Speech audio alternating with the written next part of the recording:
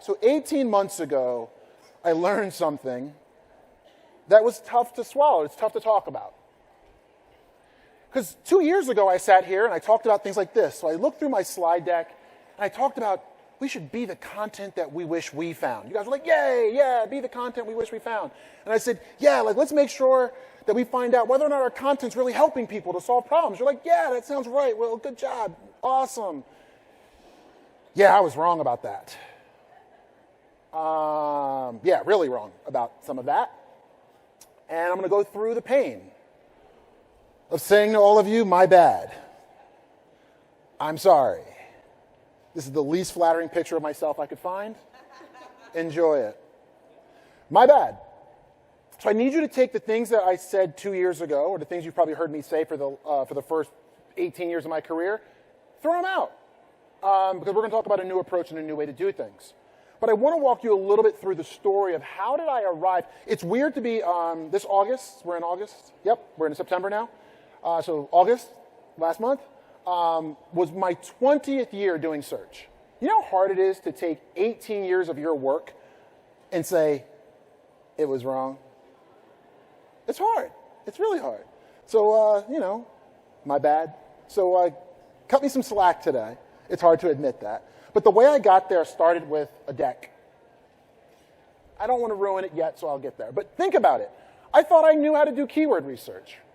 In the same way that many of you probably are like, yeah, content, keyword research. I know how to do this. Well, you're not telling me anything I don't know. I'm about to. All right, so what I learned is just how biased I really am. So what does building a deck, or looking for the word deck plan, which I'll get into a bit, have to do with my bias? And how did it lead me to change everything we do at Seer? Everything. All right, folks in the back, hope you can see this. So 2 years ago, if you were here, you saw me talk about all the different clues Google has, right? So, look at the different people also asks, and look at the questions people are asking. You're like, great. And I showed you how to get all those questions for like 30 or 40 keywords. And then you went and got all those questions, and now you can write better content, right? Don't want to do this. Don't want to do this. Not the way I showed you how to do it. And that's just one clue. And then I said, yeah, you can look at all the different people that are outranking you, and you can look at their domains and their URLs and their titles, and look at all those things. Look at those things for this word. And then look at whether or not a map shows up, and look at what shows up on the right, and look at, don't hit enter on Google, and then look at the suggestions and parse all those different words. You can't just look at the suggestions. You have to realize that some people are looking for UK, which is very different than NJ. Two very different things. London's different than Trenton, right? People are looking for things near them, different intent. They're looking for job descriptions, different intent. And I told you to do all this 2 years ago, and I'm like, yeah, just do this. Don't hit enter on Google. Look at all these different clues, and you'll be just fine. I want you all to stop and think. I mean, I appreciate all the great feedback from 2 years ago, but that's a lot of freaking work for each word, right? Nobody said that. Feel free. Give me a hard time. I typed in the word deck plan. We have a client that's in the deck business. Deck plan. I want you to all stop and think. When you think of the word deck plan, what do you think a good answer would be for that search term?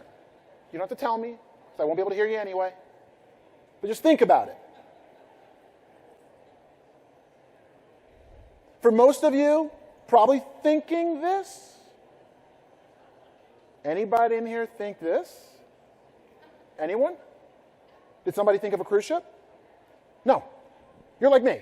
I don't take cruises. I fly places. And the idea of being stuck with a bunch of people doing like, it's getting hot, hot, hot on a cruise ship is just not my impression of fun.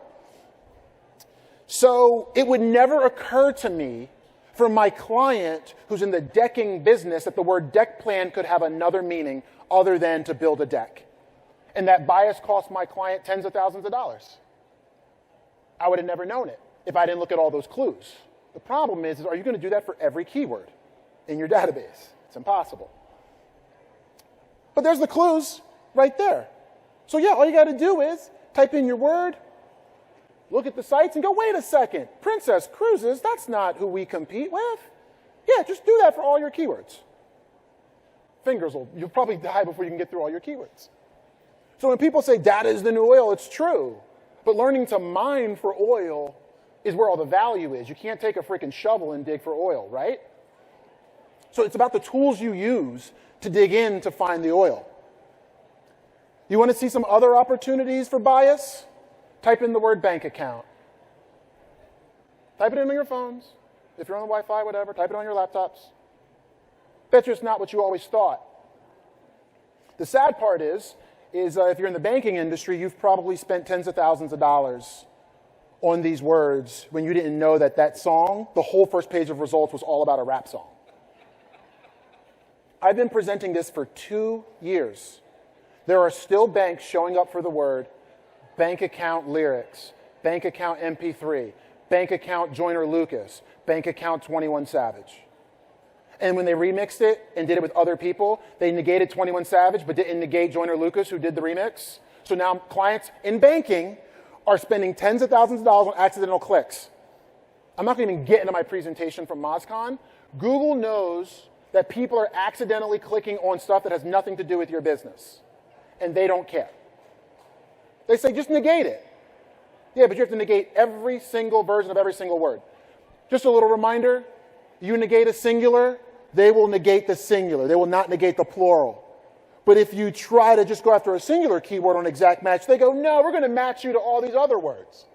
They will not use their technology to help you find waste. They will use their technology to help you spend money on shit and hope you never find out that the word deck plan also means cruise ship and that people click on your clients' ads that say, build a deck when they want to find out something about freaking Princess Cruise Lines. I don't understand how that happens, but it's another bias of ours. We know where the ads are, people. Grandma doesn't. And you know what? When grandma clicks, my client's paying money.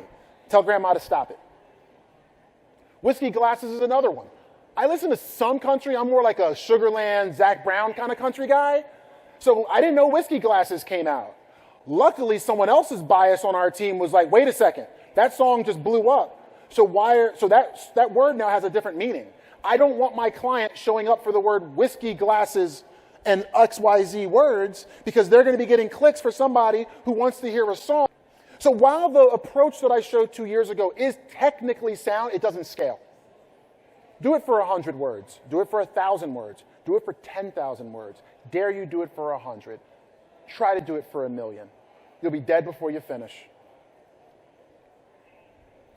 Let me kind of speed things up here. So I want to tell you about a client of mine. They've been with us for 11 years, now 12. So I have all their data, paid data going back 12 years. And we all know to go into places like Google Trends, right? Look at Google Trends. You can see one of their main keywords has trended down over time. People are not as interested in what they offer as they were 11 or 12 years ago. Okay? So that's way down. So we can see that there's a serious, Google Trends is telling us there's a big decrease in the topic. Super large decrease in the topic. Guess what's up almost 1,300%? I could look back 12 years and find out that 12 years ago they had 4,492 unique search terms. You know how easy that is to manage in Excel and look for clues for? As of 2018, when I looked at this last, and notice less people interested in the business, 1,300% increase in the number of unique search terms people type in to find them. How are you supposed to go from looking at 4,000 keywords, which was manageable, to 57,000 to look for those clues? It's not. I don't believe it's possible.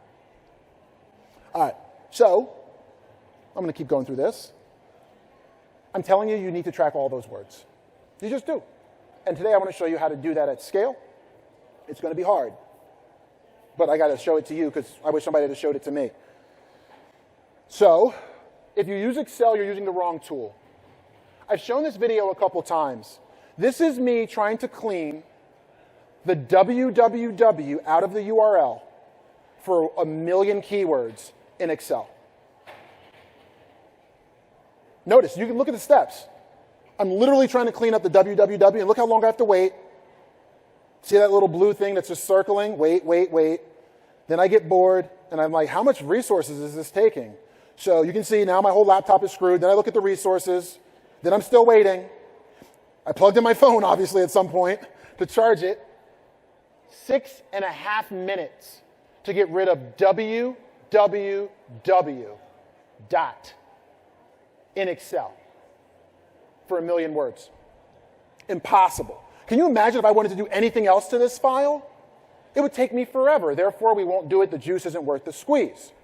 Now, some of you might say, great, I'm going to go talk to somebody who understands these things. But when I talk to people and they start talking in this language, I kind of look like this. I'm like, I'll put it in Python and I'll do it.